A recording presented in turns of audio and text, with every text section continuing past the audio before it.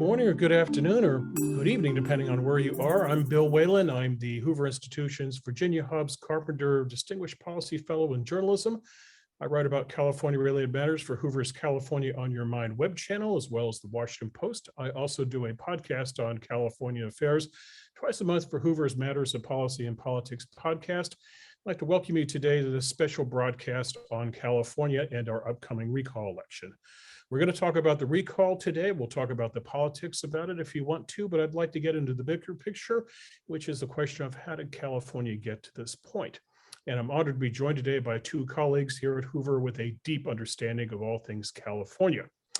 Michael Boskin is the Hoover Institution's Wohlford Family Senior Fellow. Dr. Boskin served as a member of then-Governor Pete Wilson's Council of Economic Advisors, and at the request of Governor Arnold Schwarzenegger, the Tax Rewriting Commission on the 21st Century Economy, aka the Parsky Commission. Our other panelist is Lee Ohanian. Lee's the Hoover Institution Senior Fellow and Distinguished Professor of Economics and Director of the Ettinger Family Program and Macroeconomic Research at UCLA.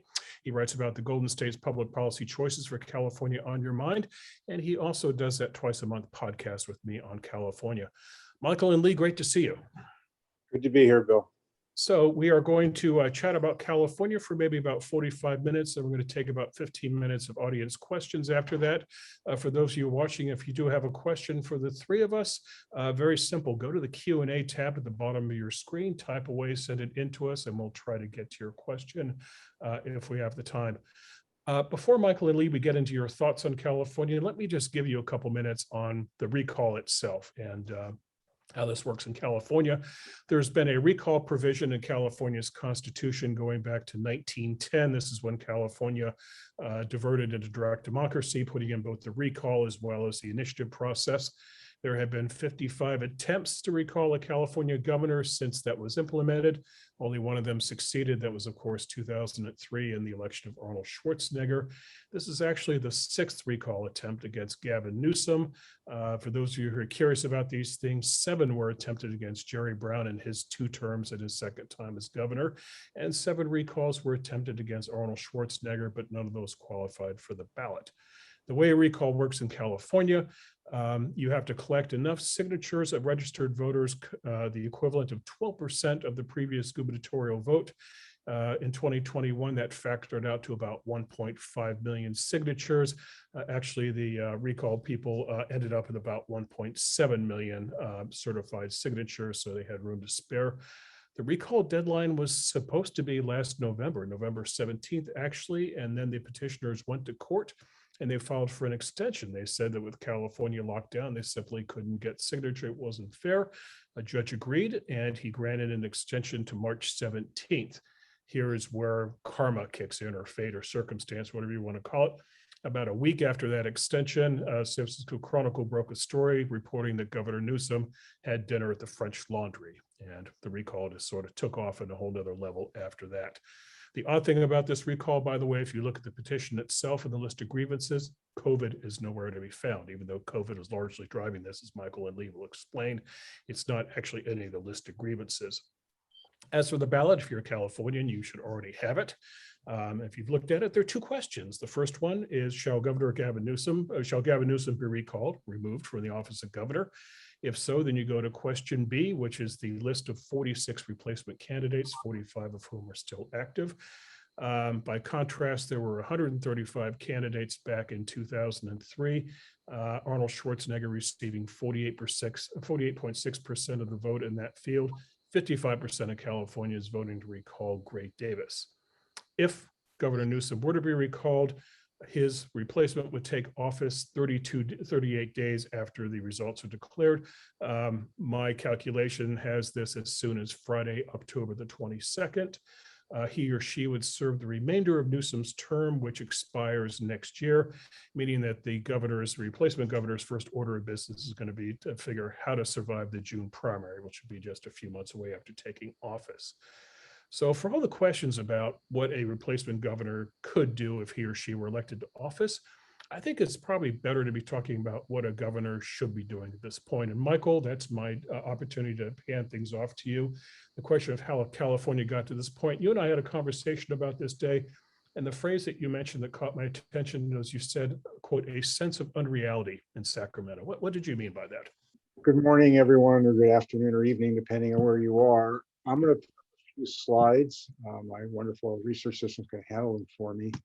And this is to basically frame things about how we got here and where we're likely to go and what it will depend upon.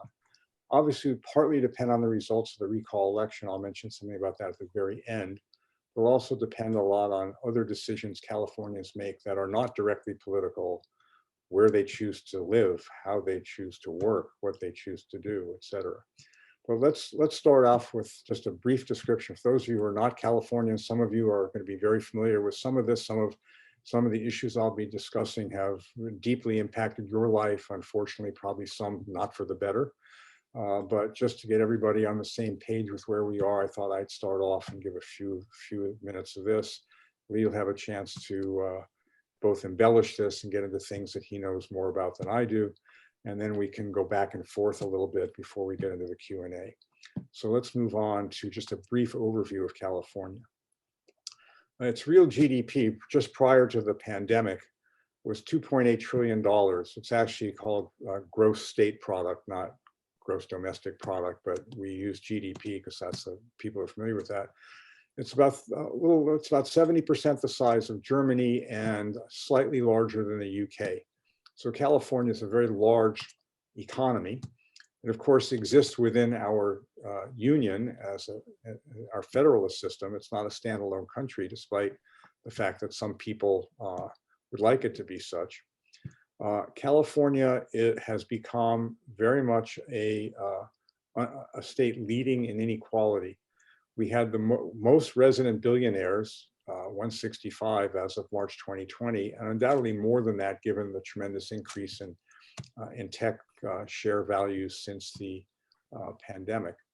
The unemployment rate lags a month behind the national average. You get the data of 7.6%, about 40% higher than the national average of 5.2%. So our unemployment is not good. The lockdowns were extreme. Reopening slower, school reopening slower or non-existent for many public school districts. The vaccination rollout slower than in many other states. That's part of the reason we wound up lagging in our reduction in unemployment. Sadly, and not as widely known, California has by far the most poor people of any state when you adjust for the cost of living. We also have a larger average household size than other states. So when you make those adjustments, California, about almost 1 in 5 Californians is living in poverty. That number's probably up a little bit and probably underreported for measurement issues during the pandemic. We have over 1/3 of the welfare recipients in the United States, even though we only have 12% of the population.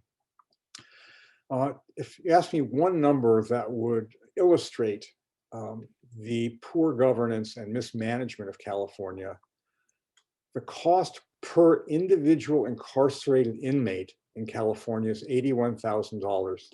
This may be a year out of date. I haven't seen the updated numbers. Is higher than the median family income. So the family right in the middle of California's income distribution, the entire family, roughly 4 people, has a lower income than we spend for every single incarcerated inmate. Okay, so it sort of suggests that we've gotten things out of whack.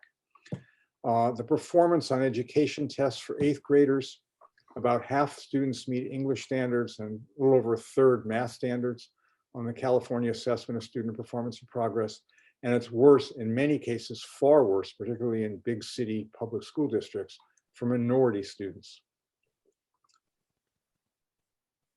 So that's just a highlight. When I think of California's advantages and opportunities, which are many, there are many wonderful things about California, in addition to our climate, at least when it's not besmirched by smoky air from wildfires.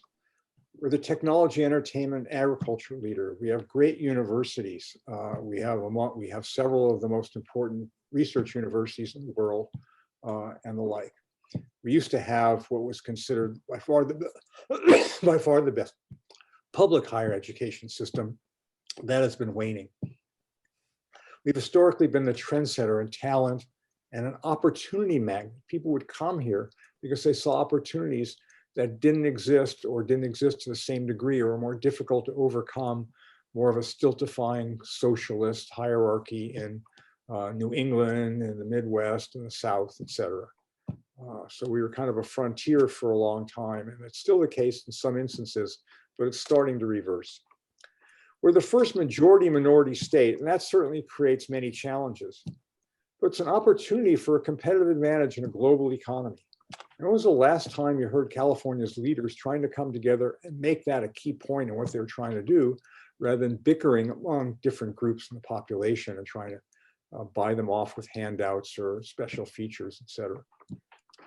We have a vast, I don't know what's beyond vast, but we have beyond vast opportunities to improve the delivery and lower the cost of core government services, let alone given the large state budget windfall and massive amounts of money flowing here from the federal government. We need to replace decades-old creaky technology with modern solutions. I'll say more about that in a moment. And there's vast duplication across different levels of government within California, between California and the federal government, and across agencies. And we have tremendous opportunities, partly because we've made it so difficult, to dramatically improve the business climate with tax and regulatory reform, education reform, housing, transportation, and water reform.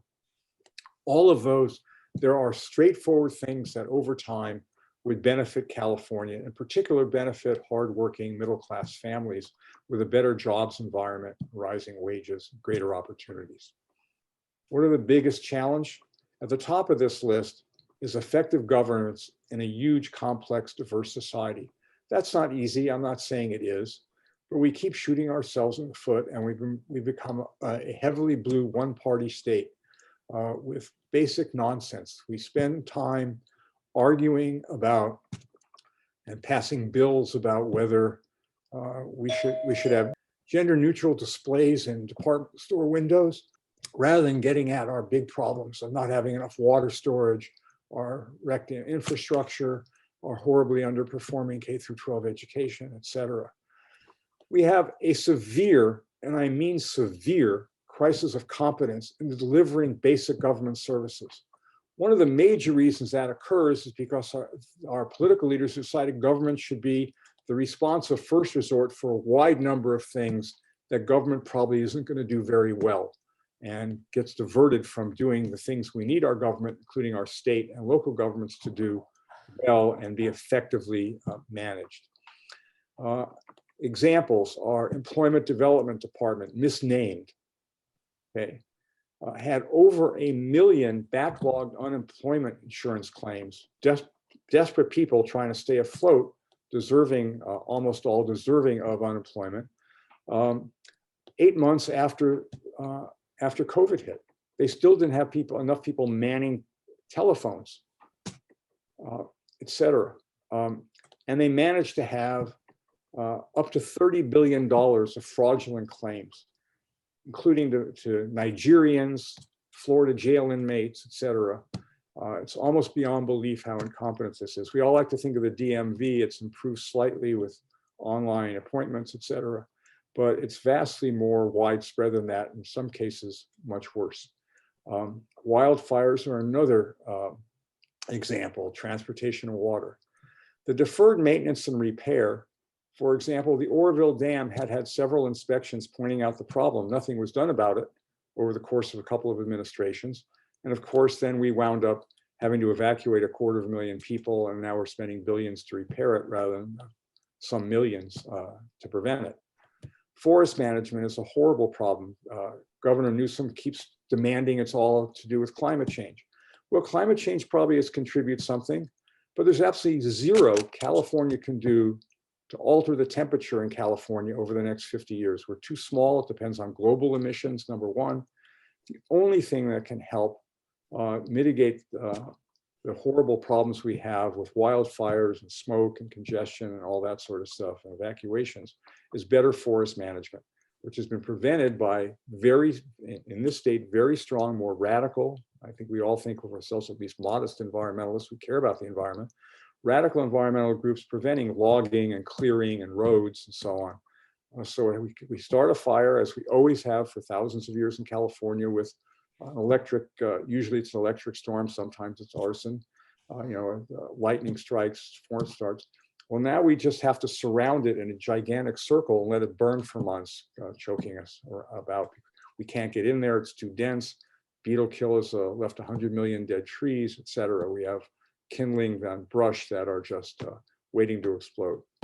We have massive capacity shortfalls in electricity and water, which is due to underinvestment in these things over the course of not just Gavin Newsom's, but Jerry Brown's, but over a span of time. We now have the disaster that is now, if you're not aware of it, mixed speed, not high speed or bullet train. It's one of the greatest debacles in the history of state government mismanagement. Happy to talk about that more if people have questions. We're blowing a lot of money and they're waiting for a Biden bailout. We're several gigs short on what we need for electricity at peak because we've had such aggressive renewables mandates that are unbalancing the grid. We don't have sufficient backup. People have been decommissioning nuclear, and we're pressing the economics of gas-fired power plants, which are expensive just as backup. And we're following the path that others have done, which we should have learned from.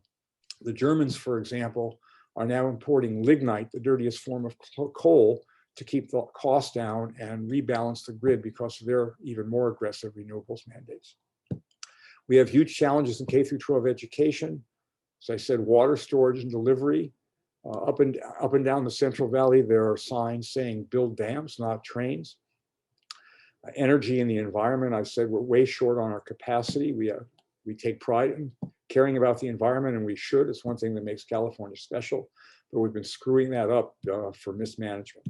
And housing supply, which Lee is the expert on and will say more about, I'm sure. We have uncompetitive tax rates and the most volatile revenue system of any state. So when things are booming, the economy's booming and the stock market's booming because we tax capital gains as full as ordinary income. We have massive stock option income coming in from our tech companies. Revenues just explode far more rapidly than income grows. And then we have a very hard time adjusting when the music stops, there's a recession, a downturn, and then we can't even provide the services for our most vulnerable people. So we need a much less volatile revenue system. As Bill mentioned, I was on a commission appointed by Governor Schwarzenegger and Karen Bass, head of the Assembly, and Darrell Steinberg, the head of the state Senate. And we came up with a revenue system that would have about slightly over 6% top income tax rate, that would have lowered the corporate tax rate, that would have broadened the tax base and led to a much less volatility and a much more stable tax system. Unfortunately, in 2009, they were deeply entrenched in dealing with a large budget deficit and couldn't get into tax reform. We have costly, complex, and inflexible, and oftentimes overlapping regulation and continuous lawsuits. We have frayed relationships between the state and counties and cities over responsibilities and resources, particularly during every downturn. The state trying to dumps more responsibilities and withdraws resources on lower levels of government. A big challenge will be the future of work from home and technology, both displacing middle-class jobs, but also enabling people to locate further away from the hubs that are generating a fair number of pretty high-paid jobs, as well as some low-paid service jobs. And we have large unfunded pension and health liabilities. Despite our balanced budget propositions, we do not have accrual accounting for these things. And every year, the unfunded liabilities in CalPERS and things of that sort go up roughly $15 billion. So these are big challenges. So what will Californians do? And I want to emphasize this because we're talking about the recall as if that's the be all and end all, and that will make a major change. And if Gavin Newsom is recalled, polls now, Bill talked about polls more later, suggests it's not likely. But if that occurs and a Republican is in office, they will be able to block various things from the legislature, and they'll be able to issue executive orders and so on, undo some things. But that will be limited, and as Bill indicated, limited in time until the next election. But Californians also have a significant impact on what Californians like in their individual and family decisions as employers, workers, families, potential in and out migrants, they'll hold the key to California's future. And they're going to respond to the opportunities, benefits, and costs that affect their decisions. And if we go ahead with some of these nonsensical things in our education system, like you can't have accelerated math programs until 11th grade because it's going to make other students feel bad, what is that going to do to the incentives of a couple of highly educated entrepreneurs who want their kids to get a great education? They'll either go to private school or they'll locate somewhere else. The recent, while in some cases it's overstated in the media, the recent outmigration of people for the first time ever and re-headquartering of firms are causes of concern. It's not yet a flood. It could become one eventually. It's not yet a flood. And a lot of the migration is out of San Francisco and Los Angeles to partly because of technology and work from home, partly because of the deteriorating quality of life in those places with needles on the streets and homeless and defecation and so on, people having a hard, or their cars getting broken into every month. The high cost of living and deteriorating quality of life, most pronounced in San Francisco and Los Angeles. And whether that will be ameliorated, whether anyone will have the gumption and the leadership skills to announce some tough love for those things and actually do what's sensible. Scenarios for the return to work, it keeps getting pushed back. So we'll see what the final equilibrium will look like. Importantly, the future of California tax spending and regulation policy. And the budgetary windfall, which probably will continue for a couple of years before it reverses. And we have opportunities to improve that. And I just want to set expectations, at least what I think are reasonable expectations. You should not expect California's left party leaning, one state control to produce best outcomes, the best policies, things that I would teach my students, I would draw up in Sacramento if I was there. But it's vital that they recognize reality, stop screwing up consistently, and enable reasonable future prospects for hardworking people to build a better life for their family. And that's going to take a lot of work. It's going to take a long time. It's doable. And some people believe that it has to get worse before the flood of concern gets removed. I'm cautiously optimistic that at least a little backfire is starting with recalls on the left nutcase district attorneys in San Francisco and Los Angeles that are letting criminals out and refuse to prosecute crimes. That the recall of some potential recall of some of the more wild-eyed members of the San Francisco School Board, as well as this recall. So it's showing that some Californians are fed up. It's not just Republicans, who are only 24% of the registered voters. It's a much larger fraction of people. And they will have some say about this that will last well beyond the recall election. And stay tuned. Okay, Bill, back to you and to Lee. Thank you, Michael. Lee, I first came to Sacramento to work in state government in February of 1994. This was just after the Northridge earthquake. I don't take responsibility for that. But Michael mentioned housing, and back in the prehistoric days that I worked in the Wilson administration, we talked about affordable housing. Every governor since has talked about affordable housing, but this just becomes an exercise in kicking the can down the road. So you've written about housing for California on your mind. You've written about CEQA, the California Environmental Quality Act. Why does something like housing remain so elusive for California? Yeah, Bill, thank you. And yeah, hi, everyone. I'm delighted to join you and share ideas about such an important issue. And Michael, thank you for your wonderful presentation. Yeah, California there's no doubt it has a housing crisis that just seems to get worse every year. The state's median home price, single family, is now about $800,000. And along coastal California, which is roughly the living areas on the Pacific Ocean and inland about 25 to 30 miles, median home prices are well over $1 million, including 1.6 million in Silicon Valley and 1.6 million in San Francisco, which are, of course, are tech hubs. And despite the fact that many of our most high-paying jobs are in the areas of Silicon Valley and San Francisco, ironically, home affordability in those areas is the lowest. Only about 20% of households in Silicon Valley and in San Francisco, despite all those high-paid software engineers and patent attorneys, only about 20% can afford the median-priced home. And California housing and its lack of affordability and the fact that it is so remarkably expensive to build here, including $1.1 million per apartment in an, I'll just say, quote, affordable housing north of San Diego, $1.1 million per apartment, is really about a failure of governance.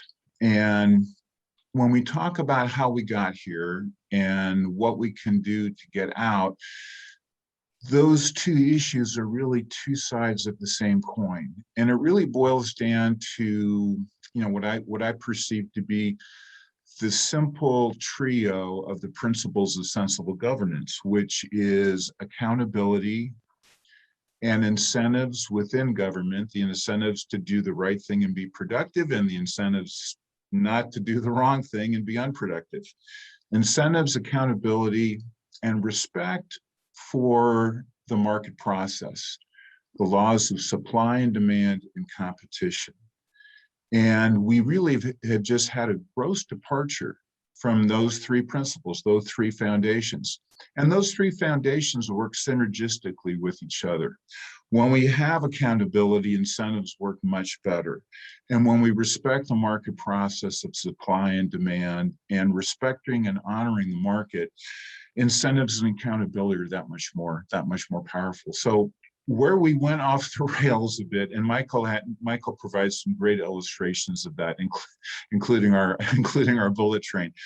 Where we went off the rails is we really departed from the principles of incentives, accountability, and respect for the market process.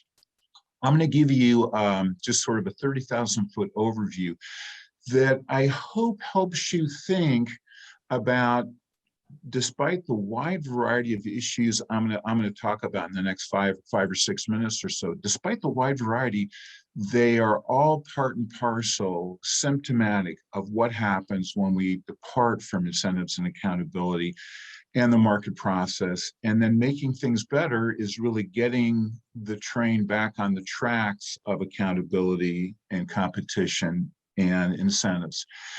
And in my view, what really worries me and what I think is going to make this so hard, and getting back to Bill's original question, why is it every year we keep struggling with these headlines of median home price in California is $700,000, $800,000? Why do we keep struggling with this? There are groups within the state that don't want to return to the principles of the market or accountability or incentives. And there are some incredibly well-meaning people who live in our state, people whom I know, and I suspect Michael knows, and Bill knows, and you know, who think that the woeful deficiency in our public schools, and where the vulnerable, as Michael indicated, where the vulnerable are the worst hit. So math and science proficiency rates among Black kids and kids from Hispanic families, 15 to 20% at the sophomore level. How will those kids ever compete for one of those high-paying Silicon Valley or San Francisco jobs? Okay? Most of them never will be able to compete.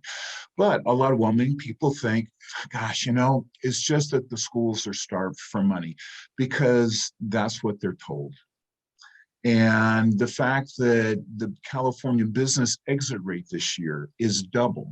It is double what it was in 2018, 2019 before COVID. It is now twice as high. And the businesses that are leaving are remarkably transformative businesses, some of which are in their go-go, very rapid growth years. And we're not only losing those organizations that will create jobs, but we are losing the creative minds that gave birth to those organizations, Elon Musk, for example. We have housing, I mentioned housing and how we have so many regulations that impact that sector. there are well-meaning people in the state legislature who would like to reform zoning and think that every solution to the state housing crisis is in zoning. And that fails every year because all of those proposals are really forcing multifamily housing into areas that are single family zoned. And we don't have to have it that way. We have building costs for, again, quote, affordable housing that are over $1,000 a square foot. And if there's any, I'm sure there's some developers and people, real estate professionals in the audience. I'd love to hear from you. Outside of California, what does $1,000 per square foot buy you? We have a situation really where the restoration of accountability and incentives and competition, even just a little bit. And I share Michael's concerns that it's going to be hard to do a 180 do-over, which is what we had back in the day when there was much more bipartisan discussion and there was much more respect for those principles. I share Michael's concerns about that. But at the same time, when Michael noted that California is incredibly diverse now, it's much larger, the world's a much more complicated place. It is more important than ever to get government back on track with a very limited purpose of protecting us, protecting our property, providing quality public services and public goods that use tax dollars efficiently. And from that standpoint, that is completely nonpartisan. There's no left or right aspect of asking government be careful with our tax dollars or to provide quality service and not let our dams fail and have to evacuate 200,000 people when the Orville Dam, for example, failed, or provide school services that are failing those from the poorest families, or that are requiring $1,000 per square foot to build affordable housing, or to take 30 years to approve a housing development. For those of you in Southern California, Valencia 5 Points was, well, it remains to be a planned community whose plans were submitted in 1994. In the year 2021, not one home has been built. Why? Because of lawsuit after lawsuit, including duplicative lawsuits filed on the auspices of the well-intentioned but poorly designed California Environmental Quality Act that was passed in 1970. We can get into that more in a few minutes. And I'll just end with this, and then I think we'll have a more organic discussion with Bill and Michael. California, including Governor Newsom, has been really gung-ho about the environment. And Michael just very pointedly noted that this is a global problem. California's carbon emissions are a drop in the bucket.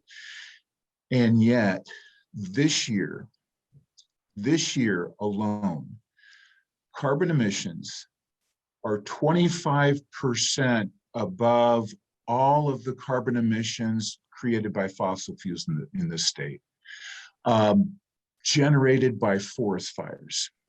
And when we think about government doing a good job, they use the standard principle of economics, cost-benefit analysis, which is what all of us use in our daily lives when we have to allocate our budget. Where does it make most sense for me to spend my dollars?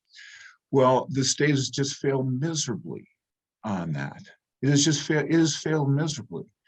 And when we think about forest fires creating 25% more carbon emissions than all fossil fuel burnings, that should, I hope that comes back and hits you in the face and you say, this is just not right. This just can't continue.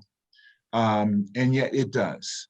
It does. And what we need is voters to start understanding, based on this type of discussion we're having today and other types of discussions that I hope start becoming more commonplace in the state, that things can be better, and with some simple with some simple modifications to putting government back on a narrow track, protect us, protect our property, provide quality services and goods, and respect the taxpayer, that we can move the needle, even understanding that California will remain a relative left state. So let me stop there, and I look forward to questions later. And Bill, I'll turn it back over to you.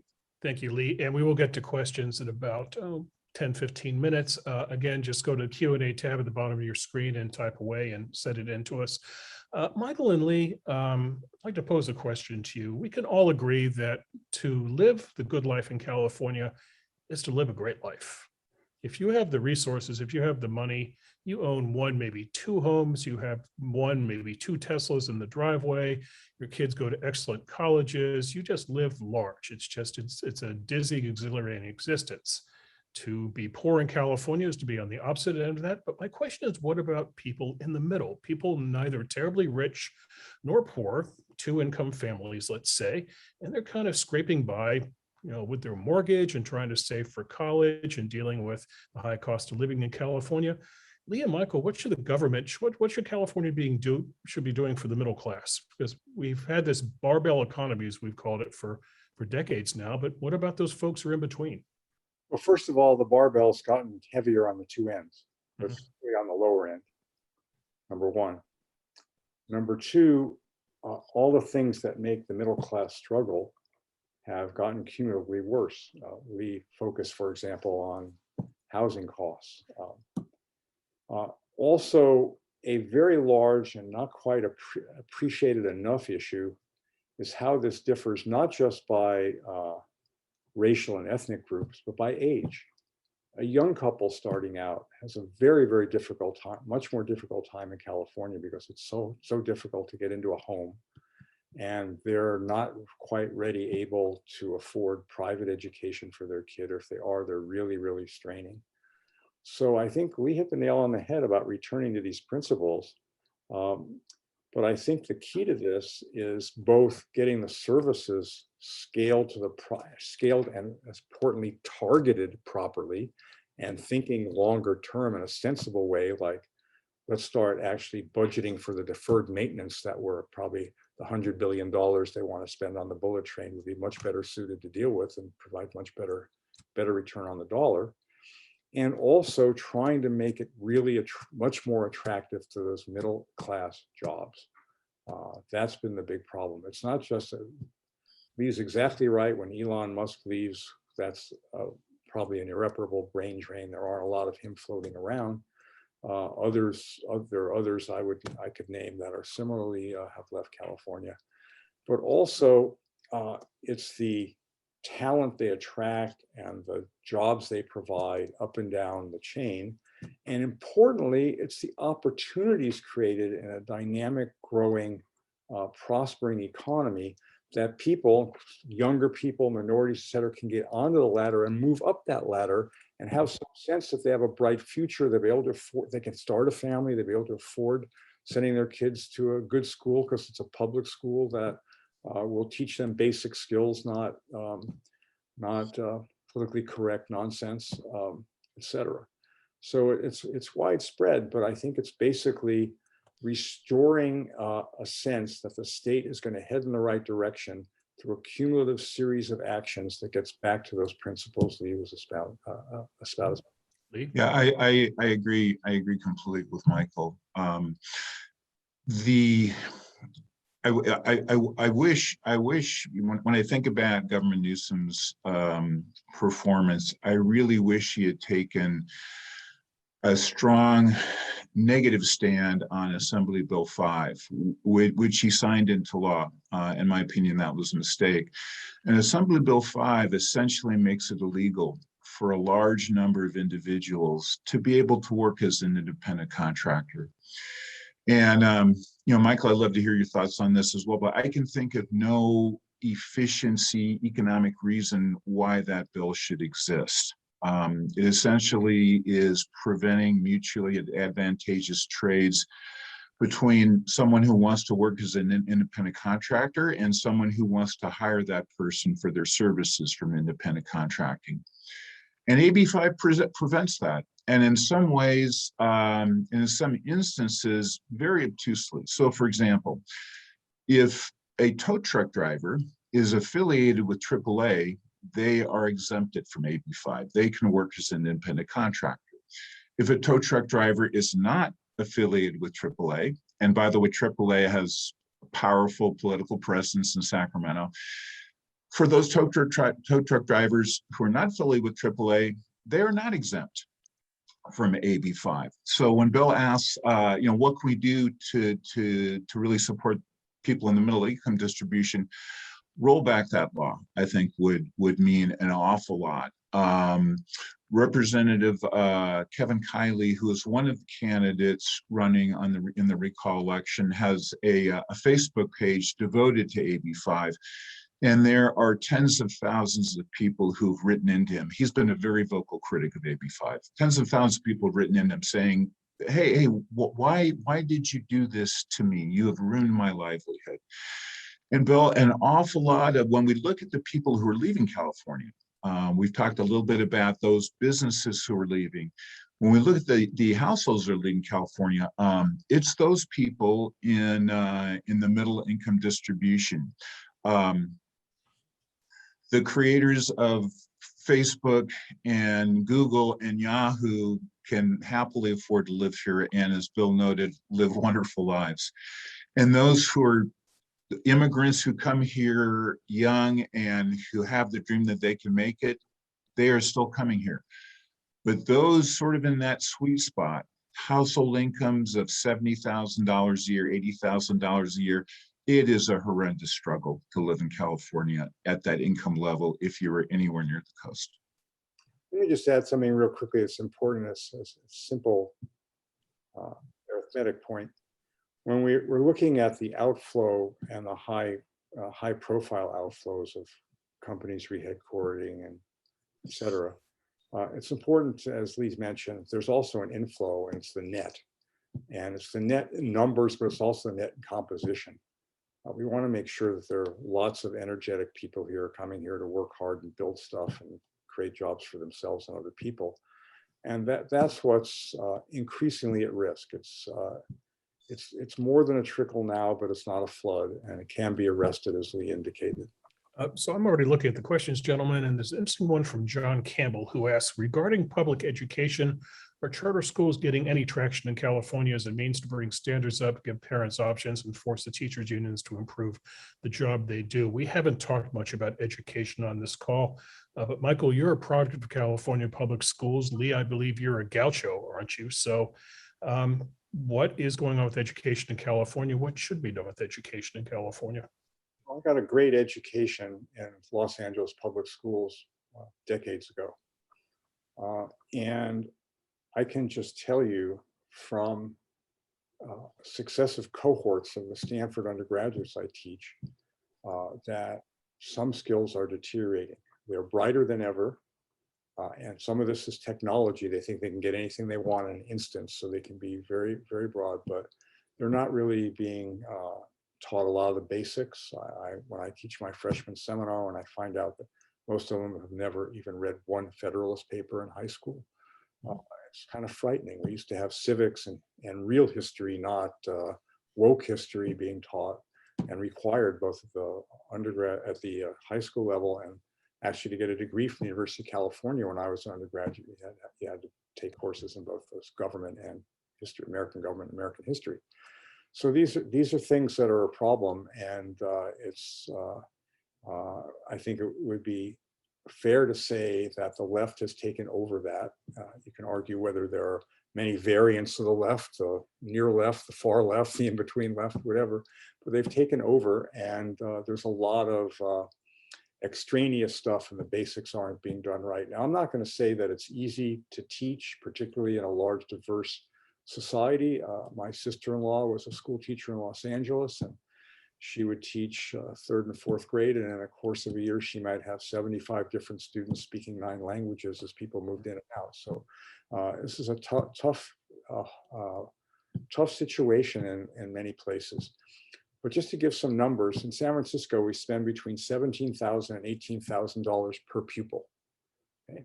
That's less than in Washington, D.C., for example, but it's still a lot of money. It's $500,000 per class.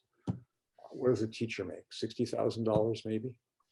So the vast bulk of that isn't on getting a teacher in the classroom. The vast bulk of that's going to a lot of other stuff.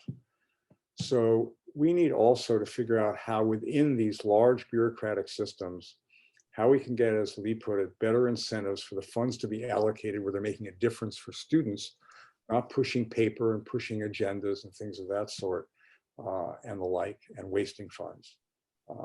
Before we invest a lot more, pour a lot more money into these programs, into these different situations in these bureaucracies that are wasting a lot and are highly inefficient, we need to reform them first, and they would regain the trust of Californians if and when additional funds become necessary. But the first place to find additional funds to actually produce the goods and services that citizens want and need, and that serve our children in education, our farmers in the Central Valley for water, all of us breathing healthier air, et cetera, feeling safer in our homes. All of that requires that we reform these large bureaucracies which have gotten sclerotic and are wasting large funds, large amounts or large fractions of their funding. Yeah, I agree entirely with Michael, and it's wonderful we got Michael join us today. He is one of the world's experts in rates of return on public investments, and there perhaps is no more important investment than we make in our young people. And we really want to make sure that our tax dollars being allocated to that process are more than ever living in such a globally connected world where our workers compete not just with each other, but with machines doing jobs that humans used to do, and with workers in other countries. We really need to make sure we're doing right by our children, and we're not. And the school, K through 12 public education, perhaps there's probably no better illustration of where we seem to have implicitly hired government to be an agent for social and cultural change.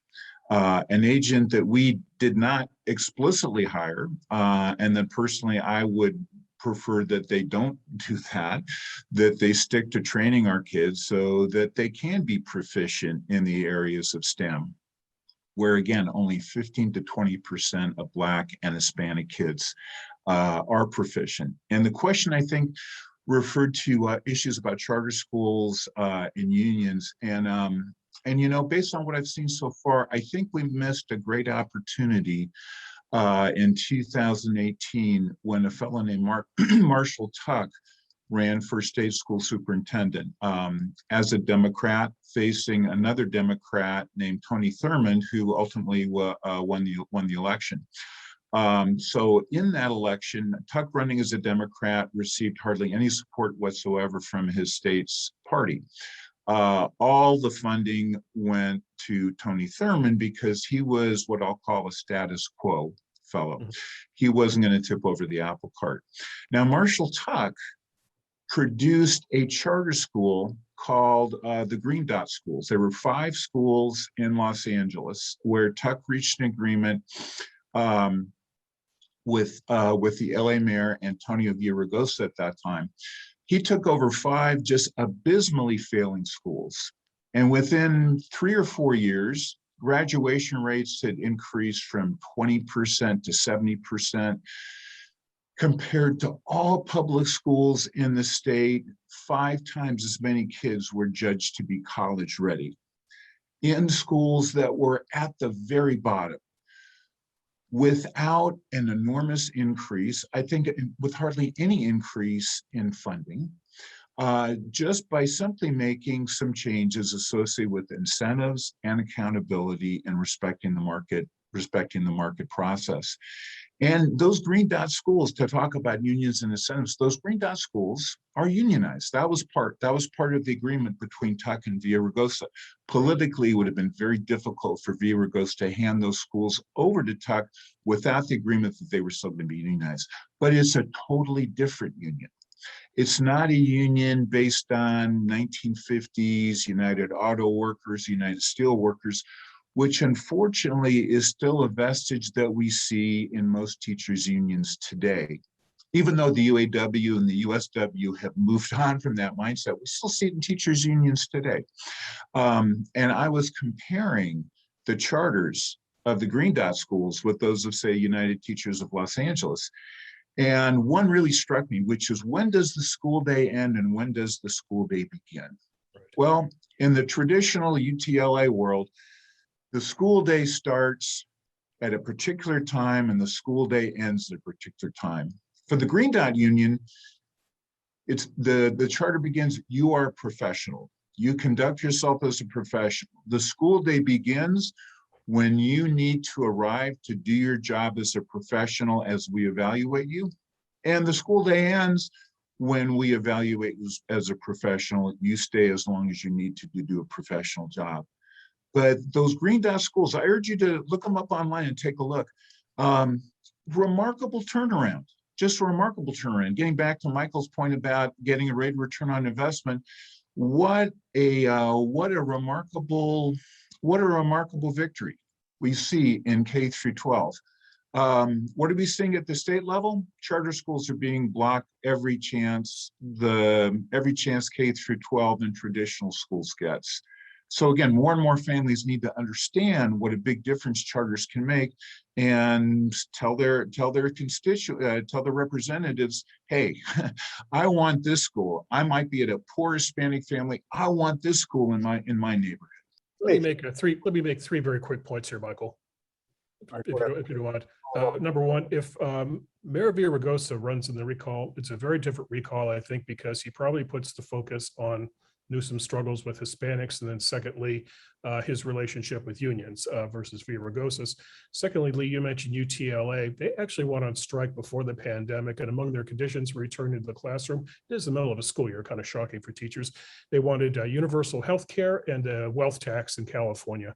And then thirdly, as for public sector unions, Tim Draper, the Silicon Valley venture capitalist, is talking about doing an initiative in 2022, which would eliminate public sector unions in California. Michael, you remember the special election in 2005 where the California Teachers Association mortgaged their headquarters in Sacramento to kill those measures. They will fight to the death to kill that one, won't they?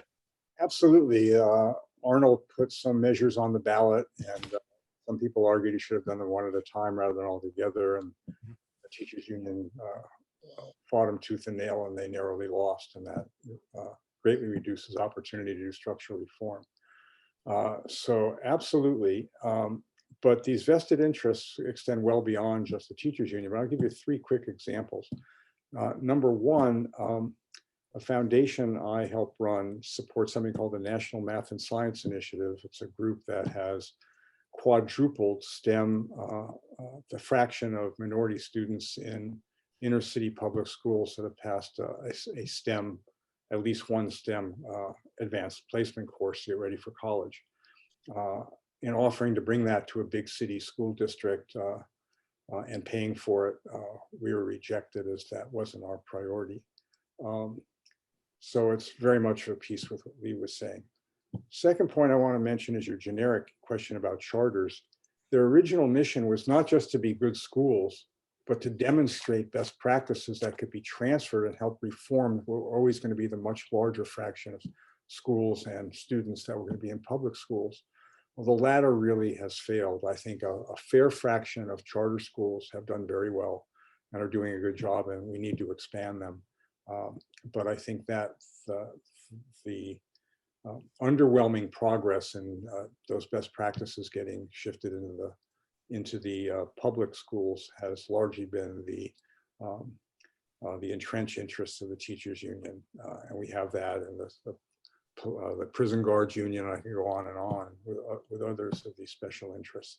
So it's going to take somebody, and then I'll get back to the other big disappointment, lost opportunity, was when a brave judge in Los Angeles in the Vigard decision announced that because of the way poor teachers were shunted into, after failing in other schools, shunted into poor districts and minority districts, and there was a lawsuit brought on behalf of some students saying they were being denied the equal protection of the California Constitution.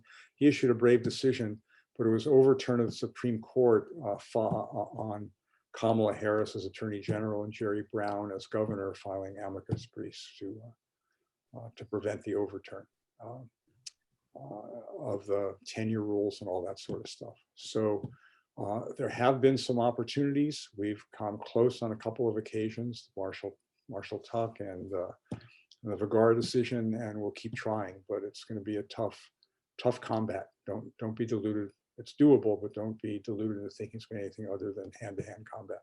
So here's, gentlemen, a question from David Anderson, who writes, a one-party Democratic state will never enact the sane policies Michael and Lee describe. We need a viable Republican opposition that forces rational debate and problem solving. I went and did a little homework before this call, and I looked up California statewide races in the Schwarzenegger area moving forward. Going back to 2004, in races not involving Arnold Schwarzenegger, Michael and Lee, these are statewide races, president, Senate, and the 8 state constitutional offices. Democrats have won 41 of 42 races. Steve Poizner, the insurance commissioner, winner in 2006, the exception. This speaks to a brand problem. It speaks to a problem that existed before Donald Trump and will exist after Donald Trump. So what's your suggestion for fixing the brand? Well, Bill, I've so in this recall, I've had the privilege to help advise 3 of the candidates: Kevin Faulconer, Caitlyn Jenner, and Larry Elder. And in speaking with all 3, very different people, all very much self-made, in some cases coming from remarkably poor backgrounds, in the case of Elder. They all have a very good sense of what the issues are. They have a very good sense of what needs to be done at a broad level. And I think the issue that Californians must address in terms of having, and I agree completely with the question, lack of political competition, just as in any market, lack of competition leads to very, very bad outcomes for consumers, and we're the consumers. And we're, as Michael mentioned, we're a majority minority state. And when we look at the remarkable economic success that a lot of Hispanics have had, that they place high value on quality schools, they're as a demographic group, more entrepreneurial than any other demographic group, more conservative politically. That's a group that I think needs to be courted by the Republican Party and be told that, hey, our principles are your principles, and that you're paying the price for a political system that's largely run by a group of elites that really doesn't have your best interests at heart. So for the Republican Party to reestablish themselves, I mean, obviously we'll see what happens with the recall election, but there's a real opportunity, and not just for Republicans, but for I would call, center-right Democrats, to say, I've got better ideas, and here's the track record of my ideas, and here's what happens in other states that don't have the same failures as California. We can do it here if you give me your support. So I think politically, I'm not an expert in political science, but in my view, that's where the California Republican Party should go. I think that there are several things that need to be done. The first is to recognize an old principle that Ronald Reagan used to enunciate, which is we need to be a big tent party. The people who agree with us, 80%, are our allies, not our enemies. And there's been too much purity. This is also true on the far left of the Democratic Party as well, but there's too much purity tests and extreme statements and extreme positions. Many of them are subject to nuanced coalition building. Parties are coalitions of factions. In the US, we build them inside the two clash from the 2 parties. And in other countries, they may have coalition governments among many parties that are narrowly focused on specific issues, Greens, for example, et cetera. So that's number one. And certainly outreach to minority voters. They're not just politically more conservative, they're culturally and socially more conservative, which aligns with a more moderate position of Republicans on those things, not as extreme as some Republicans try to be. That's number one. So the big tent part of it and that outreach is part of it. But it's also important to realize that California has a huge decline to state population. Right. It's actually larger, I think, correct me if I'm wrong, Bill, are slightly larger than the Republican base. A little smaller right now. A little smaller. Okay, those are gettable. Okay, and perhaps some Democrats who've gotten fed up with the extreme form of governance and the poor management of the state that we've had for quite some time and currently. So those are opportunities, but again, that's going to require some building, some long-term building a bench, building an outreach.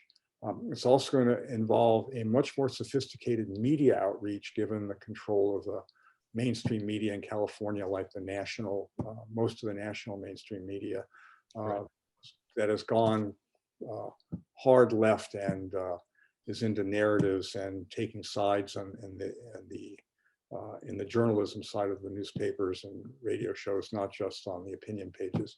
So we're going to need a more sophisticated communication strategy and building, and that's again going to be time consuming, but perhaps we've reached bottom in that regard with respect to the Republican Party and have an opportunity to rebound, given how many problems we have in California that can be traced fairly directly, at least in part, to poor governance. We have but a few minutes left in this broadcast, so rather than put you on the spot and ask the two of you for predictions into what happens on Tuesday, I say this as somebody who predicted Donald Trump wrongly every step of the way, so I like to avoid predictions. Let's close with this question, gentlemen. It comes from Jim Werlein, and he asked a very simple question: should I move to Florida? And you could change Florida to Texas or Utah or Arizona, fill in the blank states other than California. Lee, why don't you go first, because you just put out a story about why businesses are leaving California. And then Michael, I'll give you the final word. So go ahead, Lee.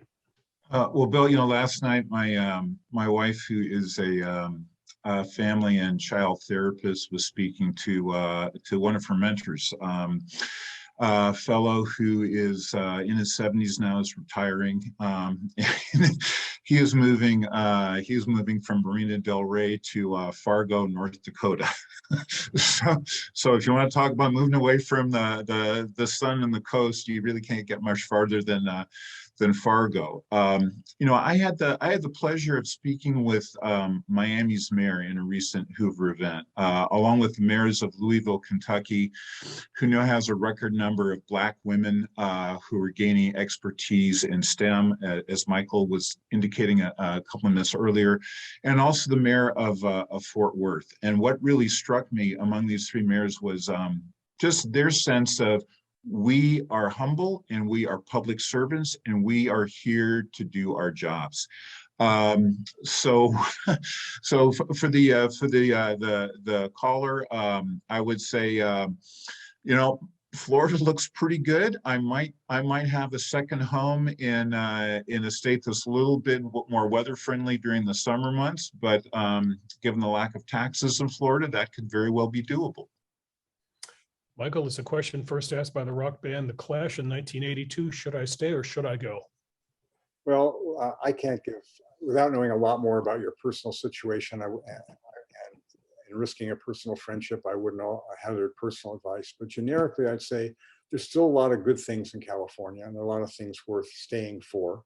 But it's getting more and more tenuous. I would say, if you're financially secure enough and it's a modest issue of whether you can afford to stay here, that's one thing. If it's a big deal for your family and you're not going to be able to afford a home and you're thinking of changing your whole lifestyle and whether your kids can get an education and stuff like that, that's another calculus. But there's still a lot of good things in California. It hasn't failed yet, but it is on the precipice of a more rapid deterioration unless it gets very, very fortunate in a variety of things, including the economy continuing to boom and the stock market continuing to boom.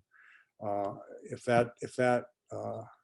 I should say perhaps when that finally turns, there's going to be a very ugly repetition of what happened in 2009, 10, 11, or 1993-4 after the recession then, and basically the implosion of the defense industry in Southern California. So those are all things I would take into account. And there are issues in Florida, they have issues. You probably don't want to be there in July and August, and they have hurricanes and all sorts of other things. But it seems that many other places are at least on balance, on average, spending more of their time and and more limited of their taxpayers' resources on the basic functions of government rather than on all these extra things that may be nice to have in a more left-wing utopia, but are actually in the end not even serving the people they're designed to help very well.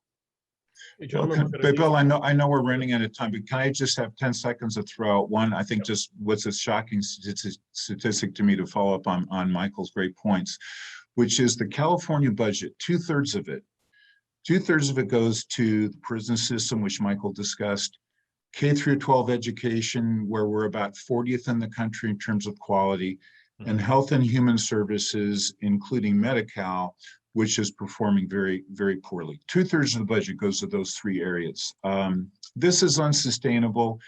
Housing is unsustainable. There's going to come a day of reckoning. And then the question is, do we get all the way there? And then what do we do? Or do we make changes now?